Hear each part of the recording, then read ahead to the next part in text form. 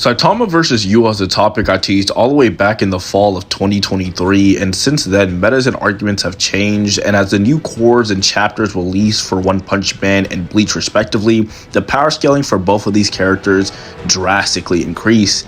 And since people think Yhwach is some unstoppable Chad who can beat anyone, and that Saitama can beat up Goku with a single punch, what better way than to find out who's the better pound-for-pound fighter than to put them up against each other? Also, before we start off, depending on whenever I upload this, it is my birthday. However, with that being said, and without further ado, let's get started. Starting off with the Kate Baldy himself, most of, if not all of Saitama's general scaling comes from his fight with a character known as Garou. Garou is an elite martial artist who on his quest for power attains power from a being known as God, the presumed strongest man in the universe, like his title and name may imply, and someone whom Saitama will eventually have to face off in the possibly near future. With this newfound power from God, Garou goes from being relative to a character known as Bang and his teacher to needing to be transported into outer space in fear of the entire planet he and Saitama were standing on being destroyed. During Saitama and Garou's fight, it is said that Saitama would be so emotional over the death of a character known as Genos that Saitama's power would grow exponentially.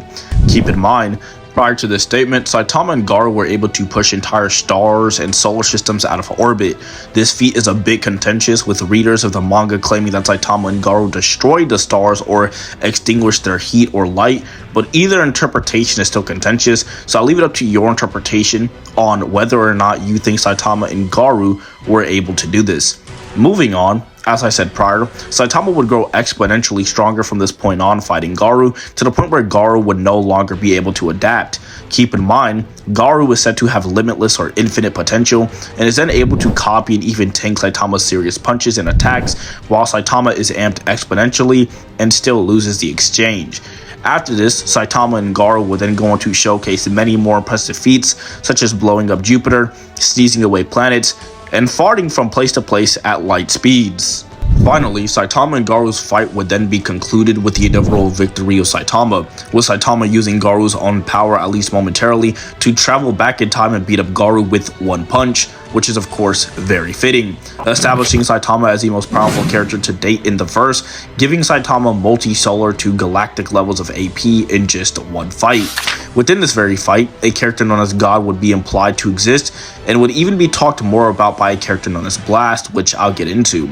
Blast is the #1 hero at the Hero Association, and ranks at the very top of all of the heroes known, including Saitama, at least in terms of status.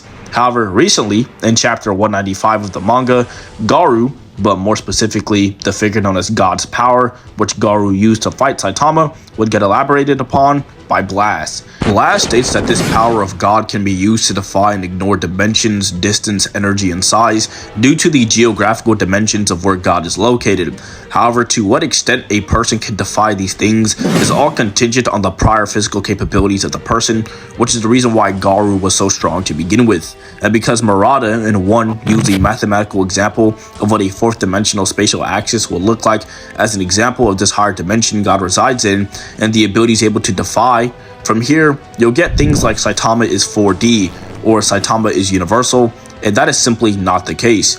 As I said, the power is not only granted to you from God, but it is only as strong as you are. Since Saitama has no direct correlation to God in terms of AP or linear scaling, because of the vagueness of the character known as God himself, Saitama, by extension, cannot be 4D. That, and because the ability by default is a Hex, which cannot correlate to Saitama's own AP. When it comes to speed, as I said in past videos, Saitama caps at merely the speed of light, but with the recent chapter of One Punch Man, that would be suggested otherwise, with characters like Speed of Sound Sonic being able to keep up with Flashy Flash, a character who is known for moving at the speed of light, and this is consistent as is shown in the flashback that Speed of Sound Sonic and Flashy Flash did train together as teens and adolescents, and that throughout the years, while Flashy Flash may have surpassed Sonic, it wasn't to the point where Sonic couldn't keep up, with Flash even acknowledging that he would have died against a person being corrupted by a being known as the Great One if it wasn't for Sonic. And by this point, I'm sure I don't have to tell you that Saitama far exceeds these capabilities, with Sonic even noting this, and Saitama may have even surpassed Flash's top speed by farting in space. And I'm not even joking. Saitama by default should have to move faster given the fact that he's in space, going from planet to planet and moving light distances away than Flash, moving at best a few hundred miles at the speed of light. And well, since we're on the topic, I might as well address this now.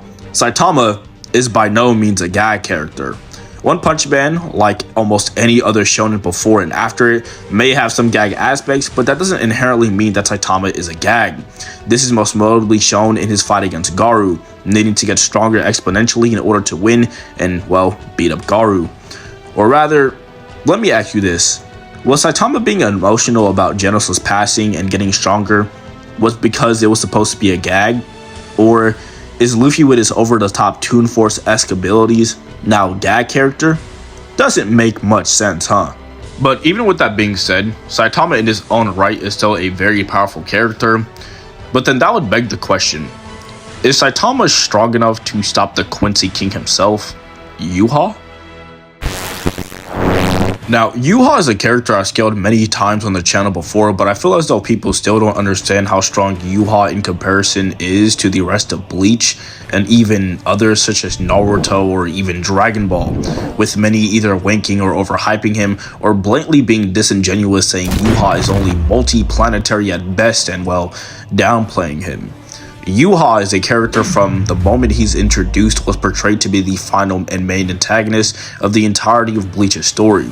During Yhwach's first official fight, he would fight against a character known as Ichibei Hyosube with his eyes closed, which is important, so please keep that in mind. Ichibei is not only the progenitor of the Zanpakuto, but is said to surpass the entirety of the Gotei 13 with his own squad, known as Squad Zero, which Ichibei should have the majority of power in. As we all know, that the Gotei 13 is home to its head captain, Genryusai Yamamoto. During Yamamoto's fight against a character known as Lloyd Royd, he would unleash his Bankai, which is said to burn at 15 million degrees, and was capable of burning down and destroying the entirety of the Soul Society. This feat is impressive because during chapter 148 of the Bleach manga, the Soul Society's cosmology is shown to have innumerable stars. Keep in mind, this is not accounting for the other three realms, since we do know that the world of the living and Hueco Mundo are separate, meaning this feat alone from Yamamoto would be multi-solar system, if not nigh-galaxy, with just the activation of his Bankai. This Yamamoto is also weakened, seeing how not only does he have one harm, which Yhwach notes is a definite nerf to his power, and this is also shown with Kenpachi when he goes on to one-shot Noritora in the Arrancar arc. After Yamamoto's fight against Lloyd Royd, the real Yhwach would show up and not only absorb Yamamoto's Bankai, but would then slay the likes of Genryusai Yamamoto for good. During the aforementioned fight against Squad Zero's head captain Ichibei Hyosube, Yhwach's eyes would then finally open and reveal Yhwach's real power, the shrift letter A known as the Almighty, which I'll get into a bit later. Before this, however, Yhwach would scale above every single one of his Sternritter, including the likes of a character known as Gremmy, who is the self-proclaimed strongest Sternritter. The reason this feat is impressive is because within the Bleach light novels and manga, Gremmy is seen creating a galaxy. We know Yhwach would scale to this feat almost inherently, as it is stated by Hash Vault that everyone who has ever came in contact with his soul will return back to his Majesty's soul. This is seen directly when Yhwach absorbs the shrift and powers of all of his remaining royal guards and Sternritter in an effort to usurp the Soul King and become the god of the new world he himself was trying to create. As I said prior, Yhwach would then unlock his Almighty, and this is where Yhwach's real strength would really start to showcase. The Almighty, as Yhwach puts it, is not only the power to see the future or see through the future, but to completely alter and change it, having complete dominion over that of time in reference to the future. The Almighty is also able to regrant that of lost power and resist power nullification, as seen with Ichibei, when Ichibei takes away Yhwach's name and other abilities, and Yhwach simply regrants those things back to himself. And keep in mind, this is all before Yhwach absorbed the remaining power of the Soul King, and even his remaining Sternritter. Yhwach, if anything, should scale higher, as after he absorbed the remaining power of the Soul King, he is able to destroy and disrupt the balance of the three realms. This is impressive, as is stated that a member of Squad Zero merely activating their Bankai is enough to shake and tremble the entirety of the three realms, and these realms are depicted to have many galaxies and star clusters within them. Yhwach may be even stronger than we thought, if you even believe that these realms are universal in size, and Yhwach was going to destroy them. But of course, These are all conversations for another time and are entirely dependent on your interpretations of the feats and statements that occur within the series. When it comes to speed, Yhwach should comfortably scale at the top of the verse, meaning things like the Meadows Grande Ceros and even the Espada Ceros should all be farther compared to that of Yhwach. Even things such as Ukiyora's Lanzetta Relambago should be also farther compared to Yhwach, even with it being potentially 100 times faster than the speed of light to begin with. And with the insane power creep Bleach has to offer by the time of the 1,000-Year Blood War arc, and Yhwach could even be many times stronger if you take into account the Bankai multipliers Yhwach transcends. Now from here the question starts to beg, can Saitama beat Yhwach? Well, when it comes to AP consistently at least, Yhwach should take the W pretty easily, seeing how Saitama only scales to where Yhwach scales consistently with a highballed interpretation of his power. And since the whole 4D shenanigans not only don't correlate to Saitama's power, but are described as hacks, Saitama doesn't scale anywhere close to 4th dimensional and loses in terms of AP. As for speed and abilities, Yhwach would be able to know what Saitama would do next and merely alter the future or turn off his almighty and perceive to overpower him due to the vast difference in AP. The only comparable department in this matchup is speed, which would be Saitama's saving grace if Yhwach wasn't vastly stronger. It's actually so bad that Yhwach could get even stronger if we so choose to give Yhwach all of the shrift that he gave the remaining Stern Ritter, since of course everyone who came in contact with Yhwach's soul will return to his Majesty's soul and become one with himself. By that point, Saitama would not only have to face or fight Yhwach, but basically the entirety of Bleach.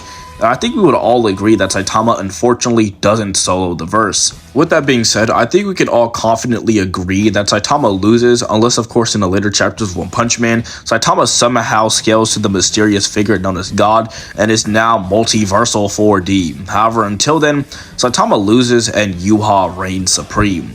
However, with that being said, I hope y'all enjoyed the video. It took me a while to make it, and trust me, writing a Bleach and One Punch Man script isn't any easy work, so a subscription would be appreciated. Even with that being said, be sure to stay safe. Once again, happy birthday to myself. Make sure to have a wonderful rest of your day and night, and till next time.